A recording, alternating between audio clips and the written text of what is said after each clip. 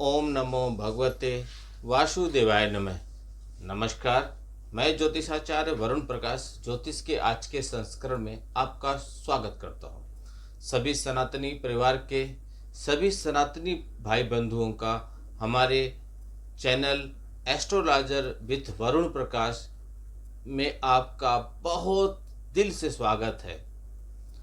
सनातन धर्म, सनातन परिवार से जुड़ी हुई हर एक बात, हर एक जानकारी आप तक पहुँचे, आप तक पहुँचाने का हर एक प्रयास मैं करता हूँ, जिससे आप अपने सनातन धर्म को, अपने धर्म को, अपनी जिम्मेदारियों को, अपने कार्य को, अपने पुण्य कर्म को, अपने अच्छे, अपने बुरे, अपने क्या अच्छा क्या नहीं, क्या करना चाहिए क्या नहीं करना चाहिए, सब कुछ समझें, अपने बारे में समझें, जिससे समाज में आप तरक्की करें, विकास करें। क्योंकि समाज में और धर्म है, मैं नहीं चाहता कि हमारा धर्म किसी भी मामले में पीछे रह जाए। वह तभी संभव है जब आप अपने चीज़ों के बारे में समझेंगे, जानेंगे और उसको पालन करने की कोशिश करेंगे। तो आज का वीडियो मेरा रहेगा आपका। आपने सुना होगा, बहुत वीडियो आपने देख लिया होगा, मैं आपको बता रहा हूँ, बहुत वीडियो आपने देख लिया होगा चैनलों पे कि आप शनि की 7.5 चल रही है बहुत जगह। मैंने कुछ लिख के रखा था तो वो पेपर में ढूंढ रहा था। शनि देव ने गोचर किया है।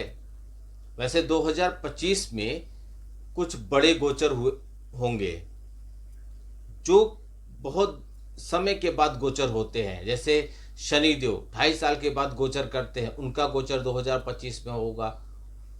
बृहस्पति देव, राहु और केतु देव जो धीरे धीरे गोचर करते हैं, इन लोग के गोचर का 2025 पे बहुत ज़्यादा प्रभाव पड़ेगा। इन लोगों के गोचर का 2025 में कैसा प्रभाव पड़ेगा आपके ऊपर, आपके राशि के ऊपर, आपके देश के ऊपर, विदेशों में, व्यापार में, आपके स्टॉक एक्सचेंज में, आपका जो भी व्यापार करते हैं लोग, मुंबई स्टॉक एक्सचेंज होता है उन जगहों पे, या कहीं भी भौगोलिक रूप से, प्राकृतिक रूप से कैसा रहेगा, मैं हर एक विषय में बताया हूँ आपको। राजनीतिक रूप से भी बताया हूँ आपको कि क्या प्रभाव पड़ेगा। 2025 में चुनाव होने वाले हैं, इसका क्या प्रभाव पड़ सकता है, इसके बारे में भी मैंने बताया। अब एक बार चुनाव का डेट डिक्लेयर आ जाए, प्रत्याशियों का नाम आ जाए, उनकी कुंडली हमारे पास आ जाए, तो मैं सीटों के नंबर भी आपको बता दूंगा। तो आपका बहुत ज़्यादा समय न लेते हुए मैं आपको बताऊं, जब शनि देव गोचर किए एक राशि से दूसरे राशि पे, तो क्या प्रभाव पड़ेगा आपकी राशि पर, और मैं उस राशि का बहुत सारांश पे बताऊंगा। धन, नौकरी, व्यापार और पैसा, सबसे इंपॉर्टेंट चीज यही है, इसके बारे में बताऊंगा। एक चीज और आपको मैं बता दूं, इस कलयुग में, और कलयुग का जहां तक अभी कलयुग प्रभाव का हो चुका है, आप देख रहे होंगे समाज में कुछ ऐसे ऐसे समाचार सुनने को मिल जा रहे हैं जो किसी भी हद में उचित नहीं है।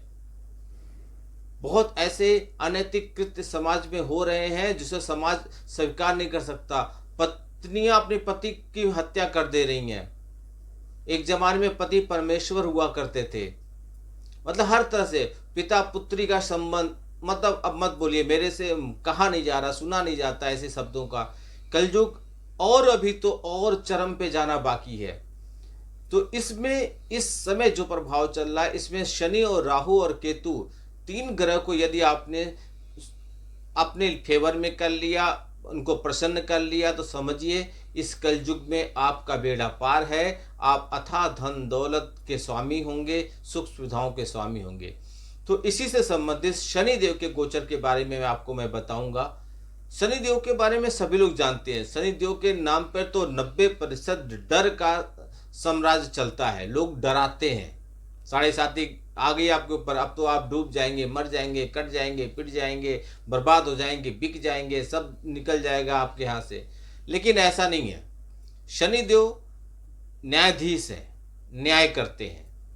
यदि आपने अपराध किया है तो दंड मिलेगा, नहीं किया तो किस बात का डरना। शनिदेव न्यायाधीश के साथ दंड नायक भी हैं। लंबे समय से वह अपनी कुंभ राशि में विराजमान थे, कुंभ राशि के स्वामी थे और कुंभ राशि में ही विराजमान थे। लगभग 2.5 वर्ष कुंभ राशि में विराजमान थे। मेरे घर के स्वामी मेरे पिता हैं।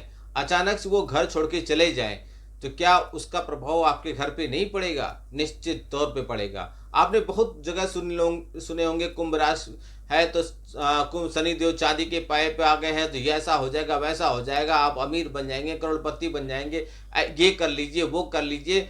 और बहुत ऐसे उपाय लोग बताते हैं धन का, आप ये कर लीजिए, आप धनवान बन जाएंगे। अरे भैया, सभी लोग के पास मोबाइल है आज के ज़माने में, हर जगह इंटरनेट है। दुनिया में बहुत सस्ता प्लान हमारे इंडिया में चलता है इंटरनेट का, सभी लोग देखते हैं, सभी लोग कर करके ना अमीर करोड़पति सब बन गए होते, अगर आपके इतने कहने से कोई हो जाता तो। ऐसे नहीं होता है।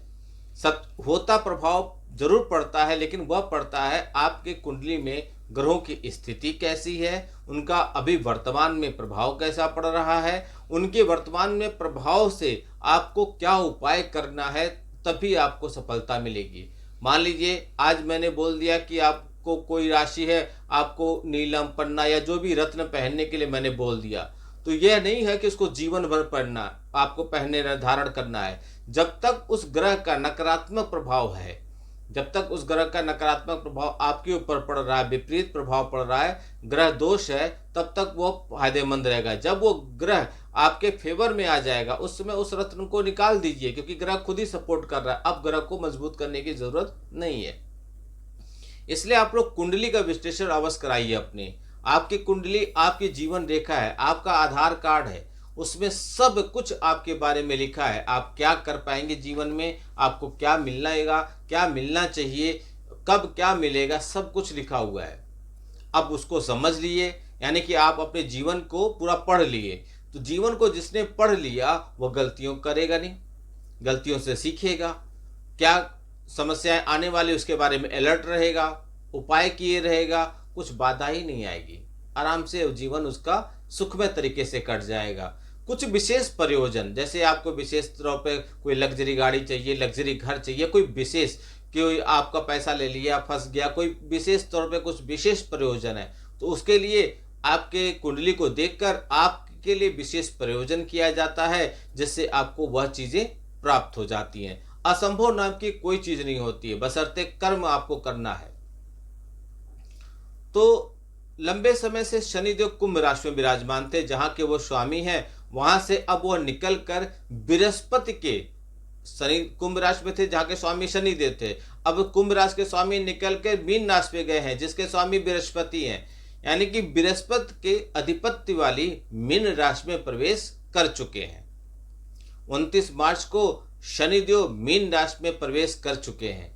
अब मैं आपको भी एक चार्ट पर या एक बोर्ड पर चार्ट बनाकर वैसे भी समझा सकता हूं, आप वहां भी समझ सकते हैं, लेकिन आपको वहां से समझने पे ज़्यादा ठीक है, वहां से भी समझ में आएगा, लेकिन यदि आप ध्यान से सुनेंगे, पूरी बातें सुनेंगे, तो मुझे वो बोर्ड की ज़रूरत नहीं पड़ेगी। डिजिटल बोर्ड हमारे पास नहीं है, हमारे पास इतनी इनकम नहीं है, क्योंकि हम आपसे जो भी फीस लेते हैं उसका 50% तो हम तो सेवा में लगा देते हैं, गौ सेवा, वृद्धा आश्रम, अनाथालय, पशु सेवा में लगाते हैं, जहां से आपको लाभ मिल जाए। इसलिए हम इतने धनवान या इतने पैसे वाले नहीं हैं कि हम अब डिजिटल बोर्ड खरीद लें, लेकिन हमारे पास मार्कर वाले बोर्ड हैं जिससे मैं समझा सकता हूं। लेकिन मुझे लगता है कि यदि आप ध्यान से इसको सुनेंगे तो ही भी आप सब कुछ समझ जाएंगे।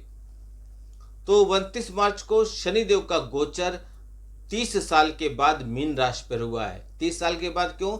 जब शनिदेव एक राशि से निकल के फिर दोबारा उसी राशि में आने में 30 वर्ष लगा देते हैं, 2.5 वर्ष वो सभी एक राशियों पर रहते हैं, क्रम से वो आगे चलते रहते हैं। तो कुंभ राशि से निकल के मीन राशि पे चले गए, अब कुंभ राशि में वह शनिदेव 30 साल के बाद आएंगे। तो इस लंबी अवधि तक मीन राशि पे जब शनिदेव रहेंगे, लगभग 2.5 वर्ष तक रहेंगे, तो उसका प्रभाव हर जीवधारियों पर पड़ेगा। मैंने इसके बारे में एक विस्तृत वीडियो बना के दिया है, आप देख लीजिए चैनल पे जाकर। इसीलिए मैं बोलता हूँ चैनल को सब्सक्राइब कर लीजिए, लाइक बटन दबा दीजिए, जिससे आपको हर वीडियो समय पे मिलता रहे। शनि के मीन राशि में गोचर करने से मेष राशि वालों को शनि की 7.5 की प्रथम चरण की शुरुआत हो गई, मीन राशि वालों में द्वितीय चरण की शुरुआत हो गई, और कुंभ राशि वालों को शनि की 7.5 की अंतिम चरण की शुरुआत हो गई है। जहां तक मीन राशि में ढैया या पनौती का प्रश्न है, मतलब और राशियों में किस पे ढैया चल रही है या किस पे पनौती चल रही है, तो अभी तक ढैया और पनौती चल रही थी वृश्चिक राशि और कर्क राशि पे, जो यह समाप्त हो गई है। अब धनु राशि पे और सिंह राशि पे शनि की ढैया शुरू हो गई है। यानी कि जब शनि देव एक राशि से दूसरी राशि पे गोचर करते हैं तो 5 राशियां प्रभावित होती हैं। शनि देव जिस राशि पे होते हैं उसके पीछे की राशि और उसके आगे की राशि साढ़े साथी के प्रभाव में रहती है, और 2 राशियां क्रम से शनि के ढैया के प्रभाव में रहती हैं। मीन राशि में 13 जुलाई 2025 को शनि देव वक्री हो जाएंगे, यानी कि एकदम उल्टी चाल चलेंगे। तो इस अवस्था में 28 नवंबर 2025 तक वक्री रहेंगे और उसी दिन 28 नवंबर को मार्गी हो जाएंगे। ये मैं 25 की बता रहा हूँ, तो आगे भी मैं बताऊंगा 2.5 वर्षों में कैसा होगा, आगे समय पे आपको वीडियो मिलता रहेगा। मीन राशि में शनि महाराज के होने से देवगुरु बृहस्पति के ज्ञान की राशि में जब शनि गोचर करेंगे तो विभिन्न अवस्थाओं से गुजरेंगे, कई गोचर होंगे। जैसे वह गुजरेंगे बृहस्पति के नक्षत्र से पूर्वा भाद्रपद नक्षत्र से, फिर अपने नक्षत्र में जाएंगे उत्तरा भाद्रपद नक्षत्र में, फिर बुध के नक्षत्र में जाएंगे रेवती नक्षत्र, यानी कि कई नक्षत्रों से होकर गुजरेंगे। तो जब शनिदेव मीन राशि में प्रवेश करके 3 जून 2027 तक वहीं पर रहेंगे तो क्या प्रभाव पड़ेगा आपकी राशि पर, इसका मैं आपको बताऊंगा सभी राशियों के बारे में। इसलिए मैं बोल रहा हूं वीडियो स्किप करके मत देखिएगा, पूरा देखिए। गुरु देव बृहस्पति 14 मई 2025 को इनका भी गोचर हो रहा है। आपको मैं बताया था कि शनि गोचर तो 29 मार्च को हो गया, इसके बाद किसका गोचर होगा। आपको पहले बताया था कि इस समय शनि राहु केतु को यदि आपने अपने पक्ष में कर लिया तो समझ लिया आपका जीवन तर गया। लेकिन इस वर्ष में एक और बड़ा गोचर होगा गुरु का, देवगुरु बृहस्पति का, जो 14 मई को मिथुन राशि में प्रवेश करेंगे। उसके बाद होगा राहु और केतु का, मई में ही होगा, 18 मई को वो राशि परिवर्तन करेंगे। राहु कुंभ राशि में आएंगे, शनिदेव कुंभ राशि से छोड़ के जाएंगे तो राहु आ जाएंगे, और केतु सिंह राशि में चले जाएंगे, और ये दोनों लोग 6 दिसंबर 2025 तक वहीं पे रहेंगे। गुरु, राहु और केतु हर राशि पर प्रभाव का जो वीडियो है इसका भी मैंने आपको बताया, शनि का प्रभाव का और गुरु, राहु और केतु का प्रभाव का भी वीडियो मेरे चैनल पे आ चुका है, आप जाके वहां देख सकते हैं। तो अब आप यहां से समझिए कि आपकी राशि पर क्या प्रभाव पड़ेगा शनिदेव के गोचर का।